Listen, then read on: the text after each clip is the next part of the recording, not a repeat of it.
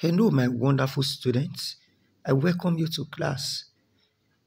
In our today's lesson, I will be teaching you the topic Crown Colony System.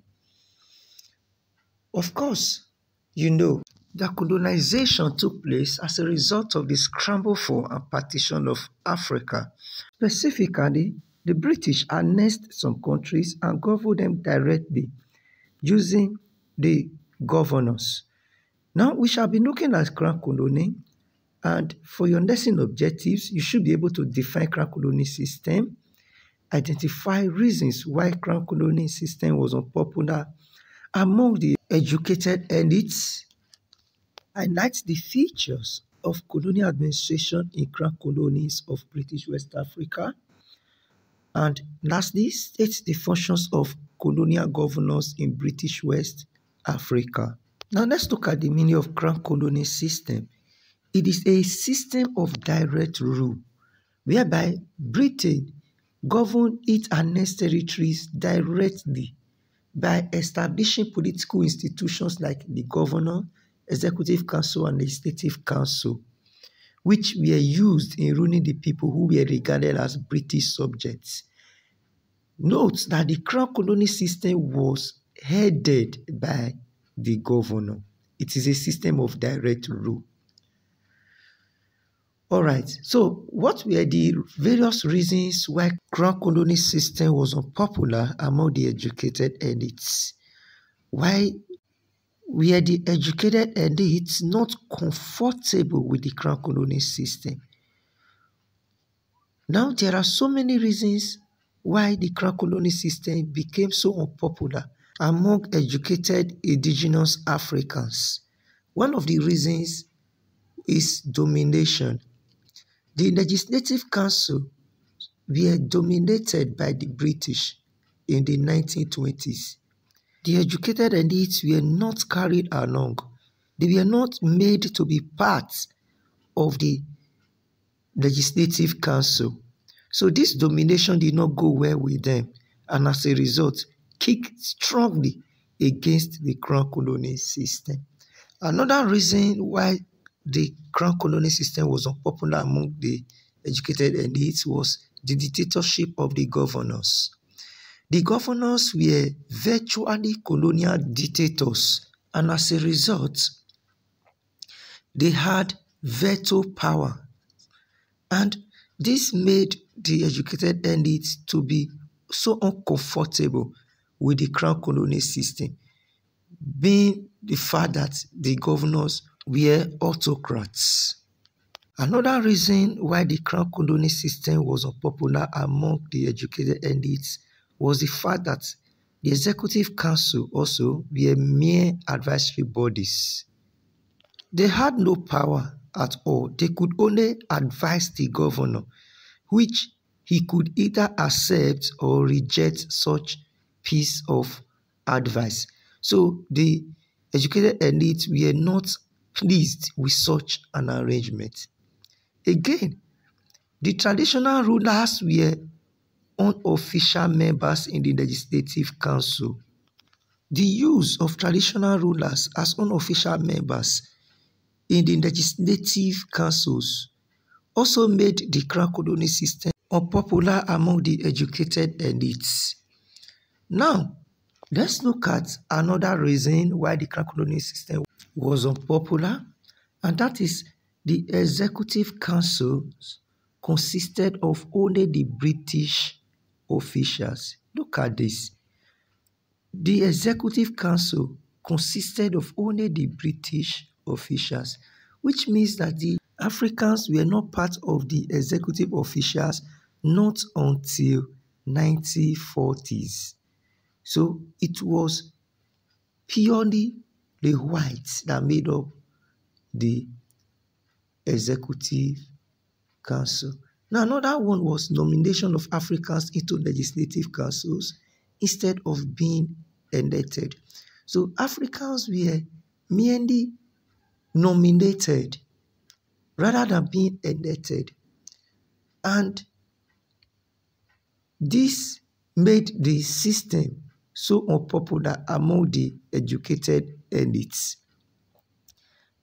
Again, let's look at the features of colonial administration in the Crown colonies of British West Africa. What were the various features? Here we'll be looking at the governors, the legislative council, and then the executive council. These three made up what we know as the institutions used in governing Crown colony system. Now let's look at the governor. The governor was the head of the Crown colony system. He was usually appointed in London and only responsible to the Secretary of State for the colonies. The governor had veto and certification powers. And lastly, he was the chairman of the executive and legislative councils. So, again, let's look at the executive council. The executive council was responsible to the Crown colony. Executive council advised the governor on administration, which he could either accept or reject. Again, all official members of the executive council were departmental heads. They were heads of various departments. And let's look at the legislative council. The legislative council has official majority, e.g. the governor, members of the executive councils who were all European officials. Again, it had no legislative power, which means that its role is purely advisory. Also, the unofficial and official members were appointed by the governors. Now let's look at the functions of the colonial governor in British West Africa. What were those things? That is the power of the colonial governors in British West Africa. So we'll be looking at the functions of the colonial governors in British West Africa one after the other. The first on the list is 1. Appointment. The governor had the power to appoint, promote, and discipline or dismiss any public servant in the colony. Just like what Civil Service Commission does. So the Crown colony has power to appoint, promote, discipline, or dismiss any public servants in the colony. Again, there is policy formulation. The governor formulated economic and social policies for the colony.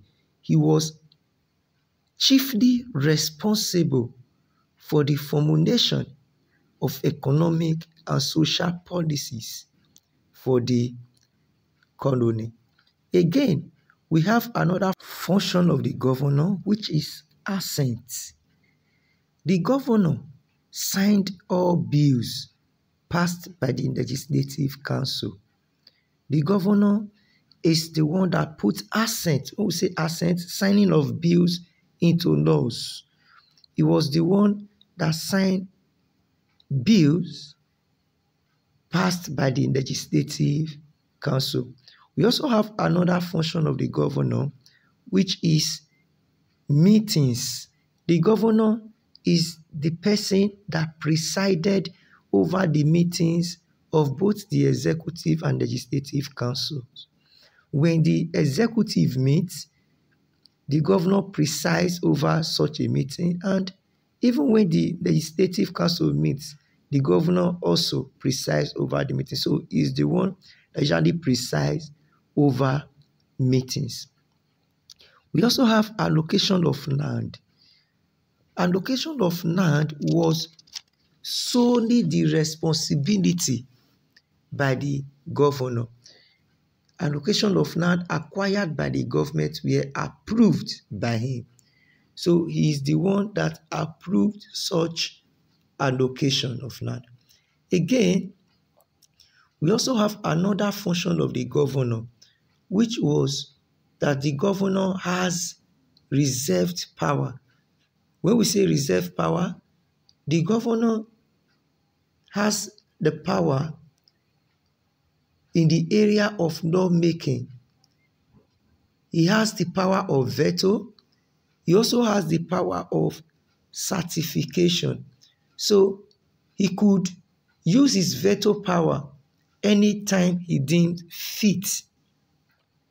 And he could certify any decision reached by the executive or legislative council. Again, the governor exercised powers of the head of state. He also performed ceremonial functions. What this means is that the governor was the head of state as well as head of government. He has the power to declare state of emergency and also most often receive dignitaries.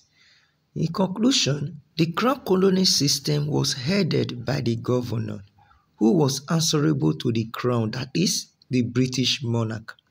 However, the governor answers to the British monarch through the Secretary of State for the colonies. Until we meet again in our next class, do have a wonderful time to yourself. Goodbye.